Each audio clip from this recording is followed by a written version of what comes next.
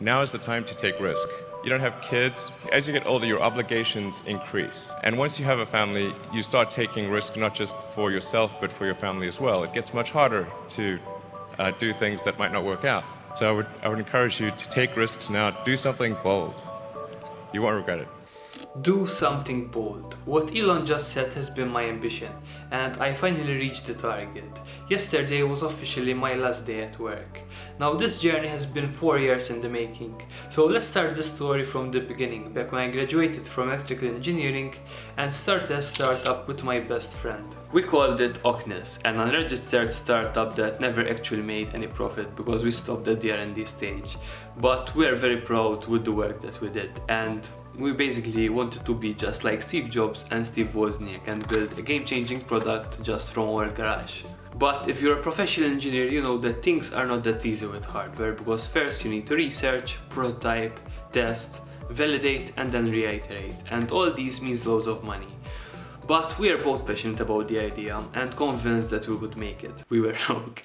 We had a bunch of crazy ideas, but in the end we decided to focus on just 2 products, a coaxial pocket-sized drone, and just in case that failed, we also had a Bluetooth alarm tag. And in total we spent around 9 months working day and night trying to make our dream come true, until we ran out of money. The Bluetooth alarm tag was almost completed, we just didn't have enough money to buy the final PCB.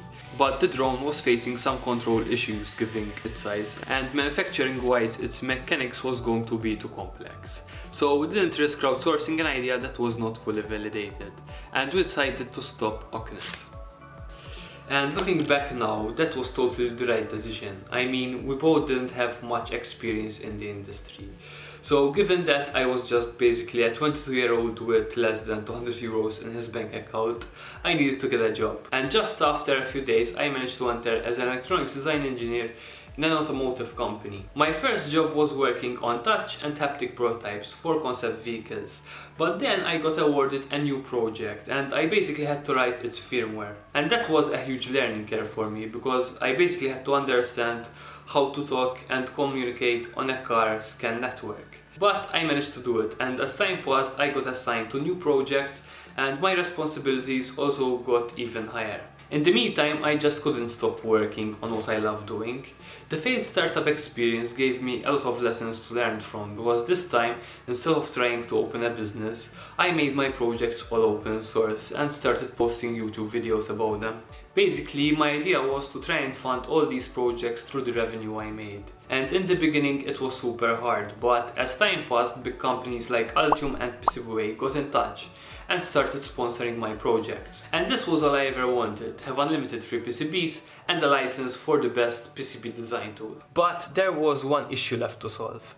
I was doing all these projects and videos in my free time, and I did not have a lot of that. My job took 40 hours a week, sometimes even more. And at this moment, me and my girlfriend also got a new apartment, and we have been trying to finish it ever since, because we're supposed to get married next September. So what this all means is that I usually ended up till 2 in the morning trying to finish these videos. And now, 2 years later, I feel totally exhausted. I mean, my work-life balance is totally shit. To be honest, I was not going to take this decision now.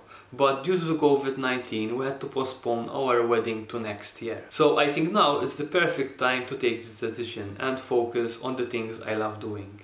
But I'm super excited about the new future, and today is actually my first day as a self-employed. Now, depending on the situation, I might also do some freelancing work along the way.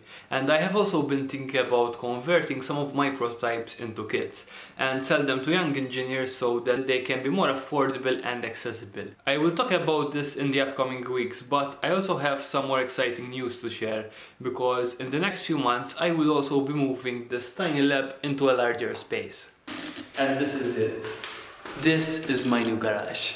Here is where I will be putting my bench and all the equipment. It's not perfect, but it's better with what I have right now. So that's it. I hope you enjoyed this video. I would like to thank every one of you for being a part of my journey. I promise you that this is just the beginning. See you in the next one.